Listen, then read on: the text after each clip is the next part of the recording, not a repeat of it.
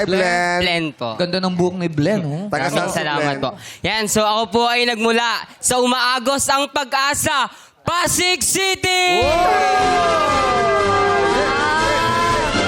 Umaagos ang pag-asa. Umaagos, Umaagos. mag-asa. Oo, sana, Ilog Pasig. sana all umaagos. Yung iba, barado na eh. Oo, yung iba ay bumahanan lang talaga. Yes. Blen. Blen. Saan ba nag-aaral si Blen? Ako po ay nag-aaral sa pamantasan ng lungsod ng Pasig. Oh! Grabe, no? Parang kasali ka sa pelikulang Quezon. Kailangan pala, Tagalog ang ano niya ito. Tagalog. Ano ba ang iyong kursong pinili, Blen? Ang aking kurso po ay Bachelor ng Edukasyon, Medyor sa Filipino. Bachelor. Oh. Kaya makahanap magsalita. Kaya naman pala, Bachelor of... Blend. Dahil ikaw ay napakasayang tao. Ano ba inaalok mo dyan? Wala Inumin niya tubig. Bakit kasi talaga? Salamat sa iyong pagdayo dito sa aming studio para ikaw ay Yes. magpakilala ng iyong eskwelahan at inyong Napakasarap kurso. sa tenga ng Yes. Tagalog na malalim. Ako rin po ay nagagalak. Maaari ba namin malaman ang rason kung bakit ito ang napiling kurso ni Blen? Bilang isang leader kabataan at leader estudyante po, nasa passion ko na rin po kasi ang pagtuturo magmula nung bata ako. Kaya bilang isang nagtitake o kumukuha ng Filipino major, sinisika po rin po na yung Filipino ay mapaunlad sa bansa, sariling bansa rin po natin. Blend. Oy, grabe. Ba talaga si Blen? Blen. Yes. Sa tuwing kayo nagsasalita, lagi kayo nakangiti. Yes. Ang tanong ko, saan ba nanggagaling yung ngiti na yan? Sa bawat iyong salita.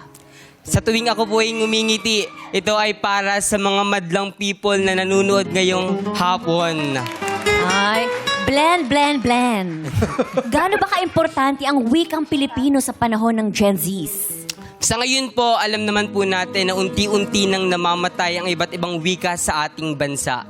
Mula sa 150 wika na meron tayo sa Pilipinas, meron na po 4 hanggang 5 wika ang kasulukuyan ng nanganganib o namatay na. Kaya po ngayon, bilang isang leader estudyante na nagpapakadalubhasa sa wikang Filipino, napaka-importante po para sa amin na mas mahubog ang mga kabataan na patuloy gamitin ang wikang Filipino dahil ito ay sariling atin.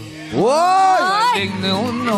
Iba si Blen. Blen. Ang apelido mo ba ay 45? Hindi, kapiyon! Kapiyon! There ang apelido niya, Blen. Blen. Blender. Blended. Tagalog tayo. Oo. Blen. Maaari ba naming malaman kung anong organisasyon ka napapabilang? Ngayon po ang organisasyon po namin sa aming pamantasan, ako po ay kasama sa Baby Orgs, which is yung Samfil po o samahan ng mga mag-aaral sa Filipino. Ako po ay Baby oil? Ano to? Baby Org po. Oh, baby oil? Ba't may baby oil? Hindi ko alam eh. Baby oil? Nilalamig daw. Pagpasensyahan mo na, Blen, at aming medyo humina ang aking pandinig. Oh, yes. Ipagpatuloy mo ang iyong paliwanag, Pasensya mo ang Blen. iyong Kuya Baby Jong. Org. Ngayon po sa samahan ng mga mag-aaral sa Filipino, ako po ay vice-presidente. Woy! Ay, gaano kahalaga ang maging isang leader ng isang pangkat? Napakahalaga po nito dahil unang-una kami po yung nagli-lead o nangunguna para sa aming mga miyembro, no? Dahil hindi po mabubuhay ang aming organisasyon kung wala po kami. At hindi po magkakaroon ng pagkakaisa ang aming organisasyon kung hindi po dahil sa mga nanunungkulan na leader estudyante po. Hey. Blend. Oh, meron- Naniniwala ko na yan ay apelido mo. Bakit? Ano ba ang kanyang Ano pangalan? pangalan? Dahil ang pangalan niya ay Janice De. Janice de Blen?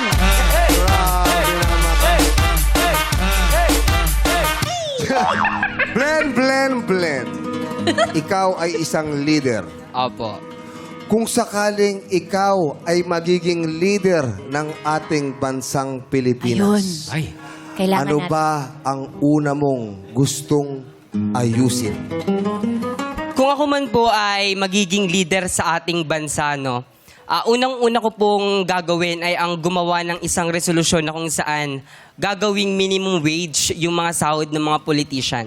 Kasi naniniwala po ako na bawat politician, kung gugustuhin po nilang makatulong sa kanilang kapwa at kanilang mga nasasakupan, baliwala po sa kanila yung kikitain nila. Ang mahalaga po kasi sa kanila dapat ay ang makatulong at mapaglingkuran ng maayos yung kanilang mga mamamayan. Tama! Mabuhay ka, Blen! People, magsitayo kung kayo ay agree. May tanong uli ako kay Blen. Alam mo, May tanong ako kay Blen. ano yun? Blen, ano mensahe mo kay Bryce? Paano naman kay Robin? Maganda ang adhikain ni Blen. Buti na lang, hindi na ako konsyal. Huwag kang masyadong halata. Alam mo, alagang ang nagtutukso sa mga tao ay yung pagiging sakim. Yun talaga eh. Yung pagiging greed. Gahaman. Hindi Yes. nakukontento. Kasi kapag naging sakim ang isang tao, hindi na iniisip ang kanyang kapwa. Oo. Totoo. Nagiging makasarili yun eh. Napakaganda ng iyong adhikain. At Salamat. sana, matuloy ang iyong sinabi, ang resolusyon na yan para Yes. sa mamamayang Pilipino. Yes. Mabuhay ka, Blen. Maraming Mabuhay ka, salamat. Blen. Anong pala gagawin mo sa 500,000? Yan, kung ako man po ay papala rin na makakuha ng 500,000 po, no. Unang-una po ay pantutulong ko po sa pamilya ko. Kasi po, yung pamilya po namin ngayon, nababaon po kami ngayon sa utang. Kaya, unang-una po, susolusyonan po namin yung kinakaharap po ng pamilya ko. Tapos po, bilang isang estudyante rin po, may mga pangangailangan sa paaralan, kasama na rin po siya para doon po. Pero alam mo, Blen, Salamat. sa pagkatao mo yan, naniniwala ko, maaahon mo sa kahirapan ang pamilya mo. Maraming salamat. Ang linaw ng vision ni Blen. Yes. Kaya keep it up. Correct. Maraming salamat. More blessing to come. Blessing. Blessing to come. Okay. Sino?